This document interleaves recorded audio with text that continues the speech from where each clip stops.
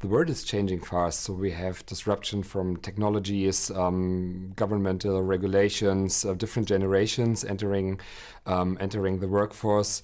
And with a completely new client demands, new competition. And the question to organizations is, can we solve these new challenges with our old habits, with our old ways on how do we cooperate together? I don't think so. And Jack Welch once stated that if the rate of outer changes exceeds the rate of inner changes, the end is near. And I think that's a clear signal to organizations to continuously adapt and maybe to replace traditional ways of cooperation with more agile and more purposeful ways. Reason why companies like Apple, like Facebook, are so valuable companies is not that they have these huge properties. It's about intangible goods, and so people, culture, they make a difference. And if we truly want to change organizations, we cannot change properties. We cannot change investments, but we can change the culture into people. And to change culture and to change people, we need to understand them. So we need to listen to people in organizations in a different way in order to understand, in order to change them. And organizations have done a fantastic job in the past years just to listen and to get into dialogue with their employees in a very structured way. And that has worked to some extent pretty good. But with the new changes and the pace of changes, we need continuous dialogue, so more agile ways to truly listen and establish a feedback culture. So in our employee experience study, we try to identify and distill the key challenges for organizations and so the need to work different actually, and also identify ways and plans and best practices of organizations to listen to their employees and change the work experience.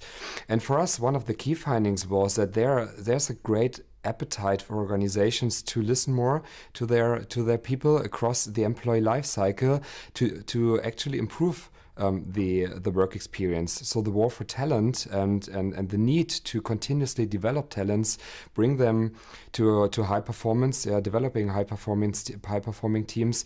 That's the key to success for them.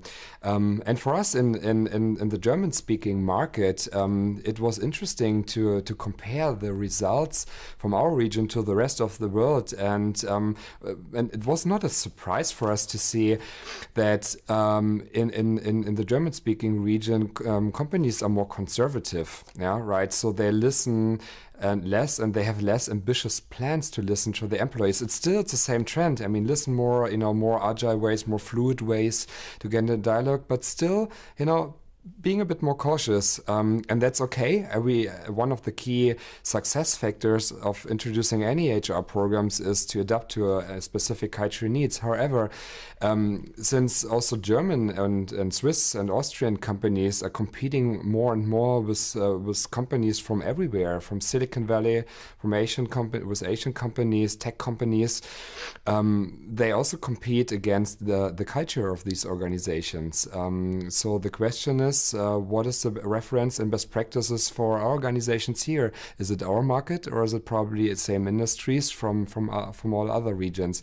And there's no clear right or wrong answer here. But that's one thing companies don't need to consider, and don't make the mistake to just look around in their close neighborhood what's going on, but really look around what's going on in the world.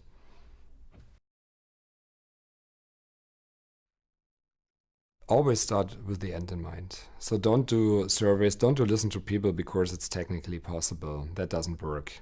So that doesn't work. It's entire program. It needs to be embedded and connected in the organization. Start with the why. So why are you doing this? Connecting this with why you exist as an organization. What does it mean for your strategy? And how can employees contribute here? So that's that's one thing. Involve the key stakeholders. It's a big change for organizations, and if you don't really work out what is in for the key stakeholders, probably these programs will fail. Even if everyone wants the best for people, but it's affecting the day-to-day work. So really do proper stakeholder management and develop a clear roadmap. Allow yourself to fail. Install pilot projects. Especially in the German-speaking market, it's good to show where it has already worked before bringing in new programs to the entire organization. So I think if we do these kind of elements right, then you're on a very good way.